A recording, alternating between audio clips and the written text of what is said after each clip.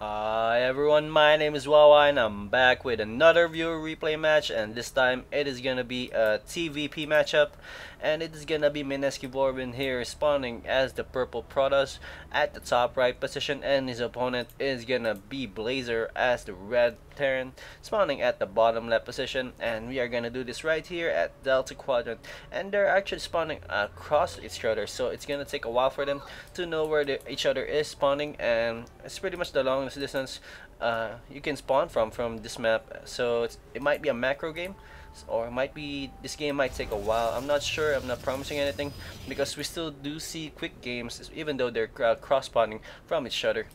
As I think, and I'm hoping that it's gonna be an epic game because we pretty much know these both of these players. But for those of you guys don't know, this MskiMorvhin is very well known right now in the competitive scene in the local area, because Mineski is pretty much a very good team, a very good clan, and Morvin is one of their top competitors, or one of the players that plays the most in the ladder. I think he already has, I'm not sure, but I'm running around more than 500 games on the ladder.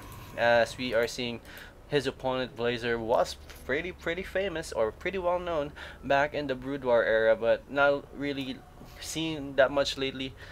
I'm not sure why. Maybe because he's just having a very secret meeting, or secret tournament, excuse me, secret practices from with each other from the old Brood War days. I'm still looking if Steelheart or other players from the good old days playing the competitive scene of Starcraft 2, so I haven't really seen any of them. But I heard Nesnudge is now named LXG Knight. Maybe LXG is a clan of his, so maybe there's more players coming in from him very soon, and I hope to see him very shortly, or very soon. And I want to see him qualify in the Philippines Starcraft 2 League that will be happening in December 12th, I think. I'm not sure. I'm gonna go back and ask Dan Zendex about that, as we are gonna see MskiMorvhin just typically opening or doing the basic openings for a Protoss player, as he's going 1 gate 2 cybernetic score. Very typical indeed, but he is skipping a Zeld, so that's not usually what you see. But then again, Protoss players, you can't really expect a very early unit from them, other besides than a probe. And we're gonna see Blazer is actually going for a wall off, so this is not usual when you go against a Terran, excuse me, a Protoss, because this is just gonna bite you in the ass once the game progresses, because some stalkers can just really snap that away and just easily take that out. So I'm not sure what the benefits are for Blazer, but it may turn out well for him, so we'll see. As we are seeing a stalker is coming out for MskiMorvhin, and finally an SCV is finally seeing that where MskiMorvhin is spawning, but not, I don't think that. Oh, what do we have here? We have a pylon here at the top left position. Maybe some secret buildings gonna be happening. I'm thinking it's gonna be a Stargate. We usually start Stargate, but not sure in this situation, as we are seeing a Twilight Council. Wow, that caught me out of surprise. So we are gonna see maybe a dark shrine coming out of that afterwards. So we're gonna see some very unique build right here from MskiMorvhin, and let's see what's happening at Team Blazer. Blazer is just going for a 2 Rex right now, and I think he's just gonna slightly push forward. No, he's just gonna secure and put some units at the bottom position.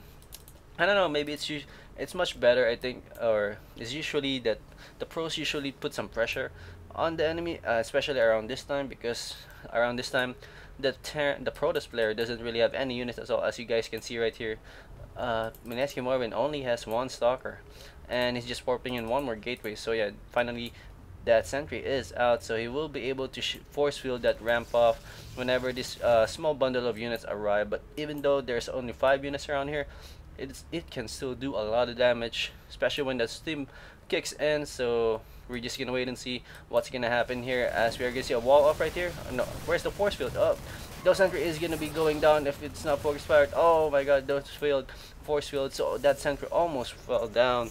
So I think this is the best you can do with your force field. Maybe just you have to leave a little room in there. You don't have any choice at all.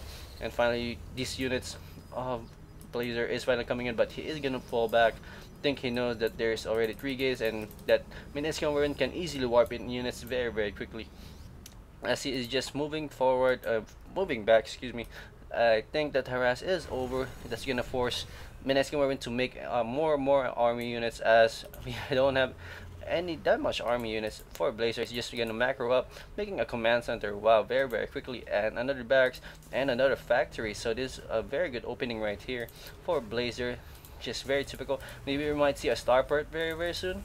I'm not sure, but that's usually we get, and some medevacs. Maybe put a reactor on that starport. And finally, we are seeing a dark shrine being made right here by MskiMorvhin. So this is always good whenever you're going for a secret tech or secret area where you put your tech buildings on. But it's not good though whenever or if ever your enemy spots that. So you better be careful about that. That's very risky indeed. But then again, Blazer knows exactly where Morvhin is, and there's no real reason why you should deviate from this very straightforward path. As we are seeing a pylon right here in the outskirt. Oh, here we go, 2 Dark Templars right here. Hey, what am I clicking? Oh, I'm clicking the Audible 2000. Huh, my bad. So yeah, we are seeing some 2 Dark Templars right here, and another pylon here being made by MskiMorvhin. So that's always good. It's always good to spread out your pylons and not really clump them out to give more room. Oh, here we go. They're gonna take out this tech lab right here. If they are successful, they're gonna be able to break through. But then again, Blazer is gonna be steaming up and gonna be scanning. Wow, good job right here. Is he gonna kill one of those Templars? No, he's gonna miss both those Templars. Wow. Good job right here by MskiMorvhin. He forced the stim and he forced the scan, so Blazer is gonna lose a tech lab. So yeah, good job right there for MskiMorvhin. It didn't look like he did a lot of damage, but then again, it still did a lot of damage. As you guys can see here, Blazer is being forced to make a tech lab one more time, so that barracks cannot really produce any units at any time at all. But we are seeing a tech lab right here. Oh no, there's a cancellation. So we might see a reactor attached to that. No, pretty confused about that right now. As we are gonna see this barrack is gonna switch with this barracks. So pretty messy right now. Very good job though. As we are gonna see Blazer gonna use that tech lab, I think, for some banshees or some ravens, maybe some ravens. So just you can see some of those Dark Templars very easily. So when those ravens came out, I think the Dark Templar harass is gonna be pretty much over, as we are gonna see 2 more Dark Templars coming in here for MskiMorvhin. Is he gonna be warping in more units? I'm not sure. He is reducing charge though, so that's always good. Charge always goes well for your zealots and always goes up against marauders, so it's not really gonna stun your zealots whenever they are charging towards a marauder. So we are gonna see a raven. It's almost halfway done, and also a medevac after that. So he's just queuing some units right now. He's not really landing this command center or this orbital command right here at the expansion because he doesn't have that raven yet, and he's not really sure how much dark stalkers are in the field right now. So he's just gonna be staying clear of this area right now. Like, for all you could know, there's like 20 Dark Templars right here just waiting for that command center to turn on, and 20 Dark Templars attacking orbital command can do a lot of damage. I think let's compute how much does a Dark Templar damage. I think Dark Templars to 35, no, 45 damage. So 20 is gonna be 900. So one swipe from those Dark Templars is gonna be 900 damage. So yeah, only 2 swipes from those Dark Templars can easily kill off an orbital command. Look at that, 1500 life points. That's always good.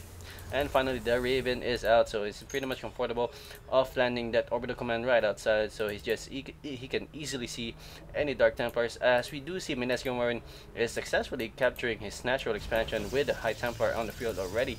So this is always good. 10 minutes on the mark. Wow, very early High Templar, I would say, but not really, I guess, because this is the path, the attack path that he choose to go for, and it's not really that bad because there is no air units, no benches on the way. So yeah, that's always good, as we do have the starport now have the reactor. So he's just gonna pump out medevacs as the game progresses, because he does have only, or he does need only 1 Raven, maybe 2 at the most, just to detect some of those High Templars, or maybe to throw down some point difference drones for those marauders, so that marauders doesn't really do that much damage. Or no, excuse me, for those what do you call that, stalkers, there you go, so that stalkers doesn't really do that much damage to those marauders. And we are having a we are seeing a forge on the way for our player MskiMorvhin on the way, so he's gonna go for some upgrades pretty soon, and also the Kaidarin amulet, Kaidarin